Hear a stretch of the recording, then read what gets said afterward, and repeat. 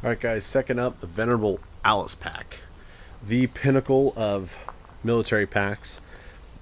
Anybody that's tried to long hike some of these, I know we're going to get into military guys that probably hump these all over the place.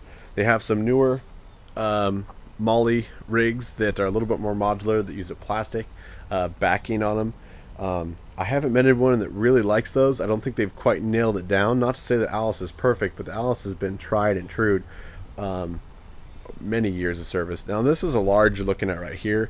Mediums would be a little bit less bulky, a little bit more space underneath the pack, and we'll spin it around here so you can see it. But the it is a just a big top loading pack. What I want to say before we get into it is 8 to 9 pounds, guys. Because of the metal external frame, you're looking at 8 to 9 pounds. Big old top loading. Now I just got a sleeping bag here to bulk this up, but you're gonna see that thing is just a big monster of storage. You will see 3 top sort of mag pouches there. You've got 3 main bigger pouches on the outside you can access. There's a small sleeve on the inside, not quite big enough for a bladder, but you could stuff a bladder inside there and run a tube out if you'd want. Just an absolute monster of storage. Now you're gonna get, take a look at that and tell me if it looks terribly comfortable. What you're gonna get is your back's gonna stay a lot cooler because your back's not up against an internal frame. On an external frame, and you can pick up some nice Kelties. There's some other companies that still are producing some nice high quality external frames, and the key is to that is because it is solid as a rock. With that external frame on there, that hip pad and those shoulder straps on you, that thing is attached to you. There's no leaning, there's no wobbling, there's no nothing. It is a rock solid system that you can overload and just strap gear to. I could easily put a huge tent on the bottom, a sleeping bag on top, and still have an enormous amount of capacity. The willingness to strap things to a solid frame like that is sort of its biggest key that it's got going for them.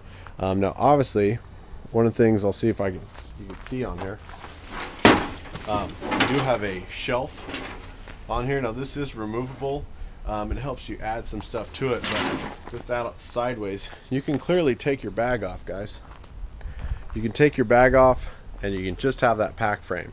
Any of you who don't know Dave Canterbury at Wilderness Outfitting and Archery, please look at his videos. He's got some really neat stuff that he's been coming up with lately to utilize what he calls the common man kit and utilize an Alice pack. And I have used this quite a bit. I had to get it back from a friend of mine that was using it. He just loved it so much he just decided to keep it, and I wanted to grab it back for this video. But find out where your weight is, find out what you're going to be carrying in your mobility. You may want those ammo packs, pouches, if that's your cup of tea. Or something else I'm going to say. Oh, utilizing the frame outside of that pack. So if you took that pack off and left it at camp, say it's a bug-in situation, and you've got a lake or a stream within a mile of your house, and you've already exhausted all your water resources in your house, humping, a 6-gallon container of water is going to be a chore. It's going to be a chore you're not going to look forward to, and having a nice solid frame like this with that shelf under there, ratchet straps, you pull 6 gallons on there, you're looking at 48 pounds, right? It's 8 pounds of water for a gallon. And I want you to sort of remember that. So if you're in a state or somewhere where you don't have a lot of water resources, you need to make sure that that's your route. I mean, you need to follow the water. If you don't, you're going to be in bad shape. You're going to be dried up on the side of the road. Another statistic, up here in the Northwest, I've said it before, we're blessed with all the water.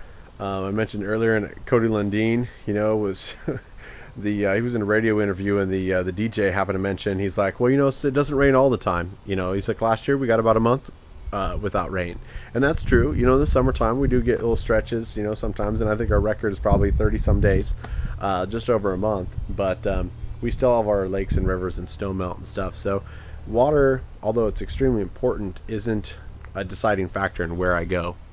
But if I'm bugging in and you're in more of an urban environment, your water is going to be limited. Lakes, streams still run through a lot of the city here in the green belts that I showed you in previous videos. But I've got 6-gallon water containers, and you know, if I needed to leave, I'd ratchet strap to that frame, go down there, fill it up, probably in the middle of the night, and just hump that thing back, and not a problem.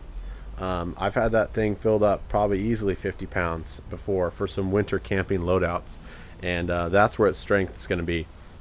Make sure you get an actual U.S. issue. Don't go for any you know, Eastern competition made out of recycled pop cans, because the welds aren't there, the rivets aren't there. There's some really good guys out there that are improving these. It's sort of its little niche. Some people didn't want to give up on the Alice pack, and so there's ways to improve it.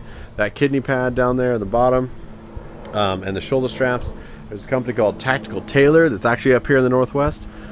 They can outfit you with the new shoulder straps and a kidney belt that's about, I think, 2 inches, 3 inches of foam. Nice, comfortable belts. I have not done that yet. This isn't my primary pack, so I haven't dived into that.